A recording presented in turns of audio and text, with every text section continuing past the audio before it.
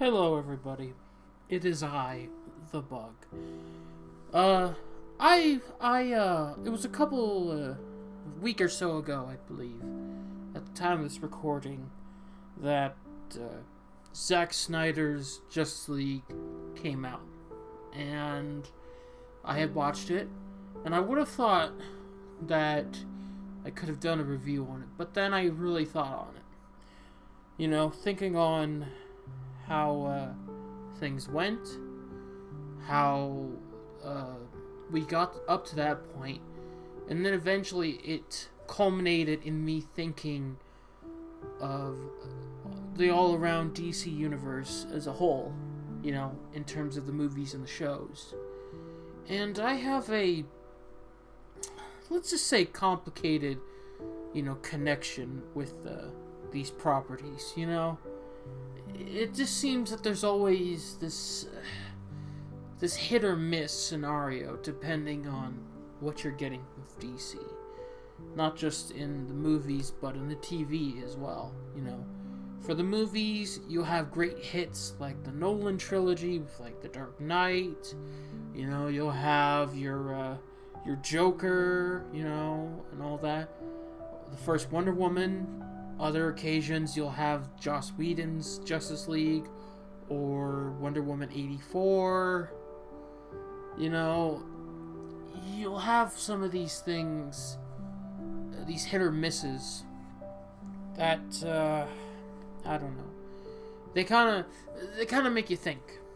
And when Zack Snyder's Justice League came out, and everyone getting to see what Zack's vision was for the characters is complete, for the most part. A lot of people are clamoring on about to get Snyder's full vision, the Snyderverse in a sense, to be restored, and to bring things back to the way that he had it. But the thing is, as much as I was all for Zack to get this movie out, his take on it, get it finished, after all the years and the stuff he's went through, and I'm glad he got his vision. But in the end of the day, I'm not big on all of the ways he went with the characters. I think the characters are just not the ones I want. They're not done in the way that really adheres to the source material. He takes his own spin with it. Because of, Batman and Superman, I'd say, are the biggest cases of it. With Superman, he keeps putting up this, depressed, godly being or whatever, more focusing on the alien aspects of Superman rather than the humanity.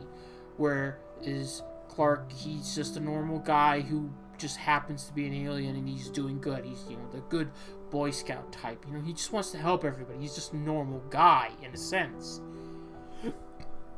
And with Batman, it's like he had the right tones, the right feels down, the good actor, the good suit, the good look, but then he had to, go further ahead and make, Batman be a serial killer in the movies, and it just doesn't. Especially when Batman's rule is no killing. That's his thing, And thinking on it, it's like you can't do a whole lot of Batman stories because you no longer have that to fall on, the no killing rule. But that's just the small tip of the iceberg. As much as I enjoyed the Snyder Cut, and I thought it was better than the Whedon one, in terms of it was more consistent, it had a better idea of what it was doing. I like certain elements. I like Darkseid. Steppenwolf was a better character as a result. Had a lot of things that it was preparing to open up at the time, like Ben Affleck's solo Batman movie, and I don't know. It's just I feel sad about this, because it's like we're never gonna get that again. we're never gonna get it. We're never gonna get Ben Affleck Batman again. This is probably it. Like, we were gonna have Ben Affleck go up against Deathstroke. Ben Affleck was directing, he was starring, he was producing. I feel like he would have been able to retcon anything that Zack Snyder had him do in Dawn of Justice or in Justice League, you know, to just fix it, to make a genuine Batman that we all wanted, because he was perfect for the role. He was perfect. And even seeing the bits in the Snyder Cut of them establishing with Deathstroke, you know, these, like, establishing that they have a bit of history and establishing that Lex Luthor tells Deathstroke Bruce Wayne's identity as the Batman, you know, therefore adding a new layer to this. And it would have been so great. Like, everybody's seen that trailer in Arkham Origins where Deathstroke and Batman are fighting. Probably one of the best moments in, you know, in trailer history. Just that epic fight between two amazing characters like that. We could have had a good 2-hour movie of that. But we didn't. Due to a lot of things happening in Ben Affleck's life that just caused him to have to drop out of the whole thing entirely. And then eventually just the whole thing no longer became Ben Affleck's solo movie. It became Matt Reeves just wanting to do his own thing with a Batman, with a new Batman and everything.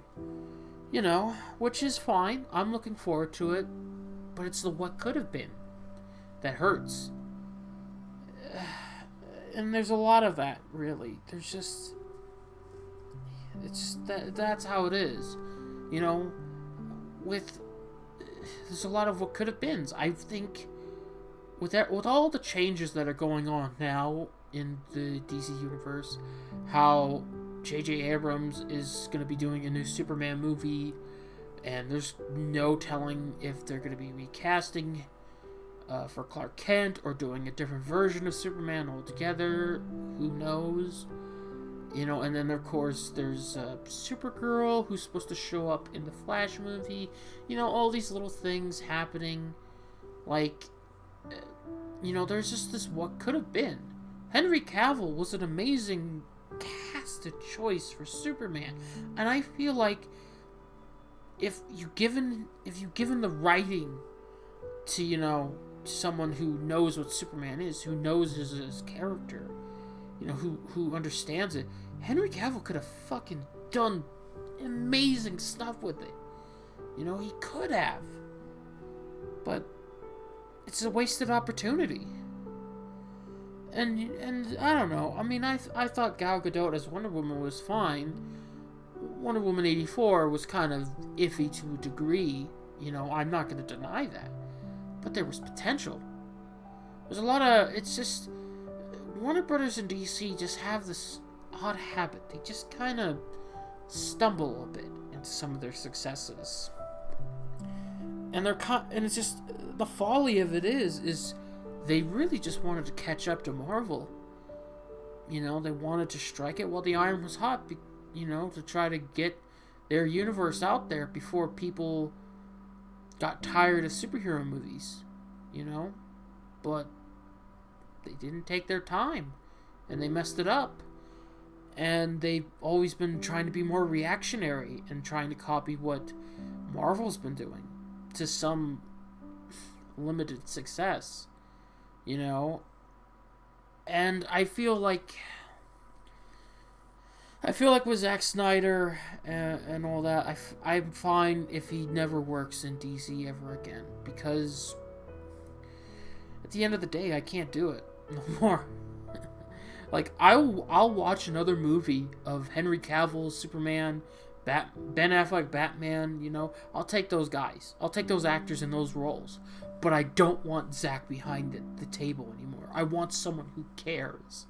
That's what I want. I want someone who cares about the source material, who cares about the fans, who doesn't want to just go, oh, Batman's gonna kill everybody in the room, and Superman's just gonna be depressed all the time. You know, I don't want that no more. This cynical, just depressing fucking tone. I'm tired of it. I really am. And I I don't know. I want better. We deserve better as fans.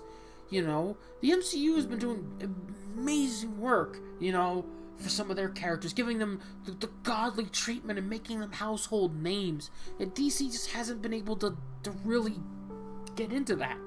You know, the prime examples of these characters being proven that they can do something good and accurate to the material. Aquaman, Shazam, Wonder Woman, 2017. What is the one thing they all had in common?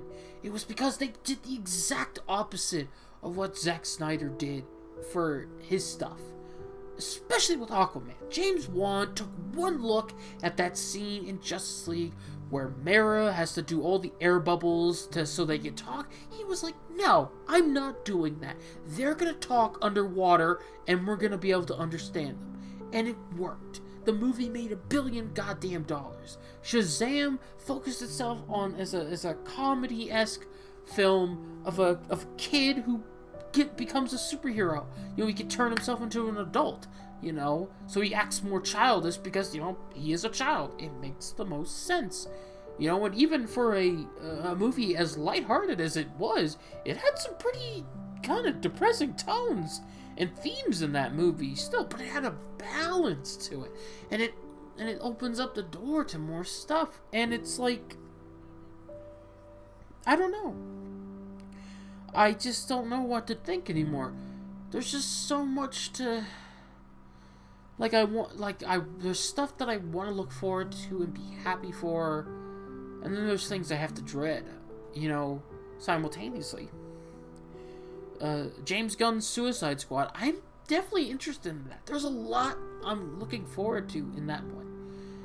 And then there's like stuff like the J.J. Abrams Superman, you know, there's just, I don't know what to think anymore. And on the TV shows, I mean, I don't know what to think anymore. Batwoman is just depressing as fuck and horrible.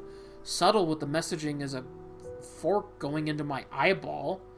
You know, the Green Arrow's gone. Flash has been hit or miss depending on what you're working with. Black Lightning and Supergirl are about to be finished. Superman and Lois has been good so far, but I've always been tense around that. You know, just wondering when are they gonna turn that corner and screw me over? You know, and I'm hoping to God that it stays good. You know, Legends of Tomorrow, I don't know. Doom Patrol's been good. Titans has just kind of been and I don't know, and they've been annoying me as of late with recent casting choices and all this. You know, and all the HBO shows that they've had planned out. You know, there's just no, you know, we don't know. Like, there's stuff I want to look forward to, but then there's stuff that I have to worry about. In this day and age, when everything gets all political and agendified and all this, everything has to have a message. Everything has to be a lesson. Nothing's ever escapism. I don't know. I just wanted to ramble on about DC stuff for a minute. And, I don't know. I guess people will tell me what they think in here. So, I guess what are your thoughts on the DC movies and TV shows as a whole? Leave it down in the comment section below. And, I guess that'll be it. See you all later.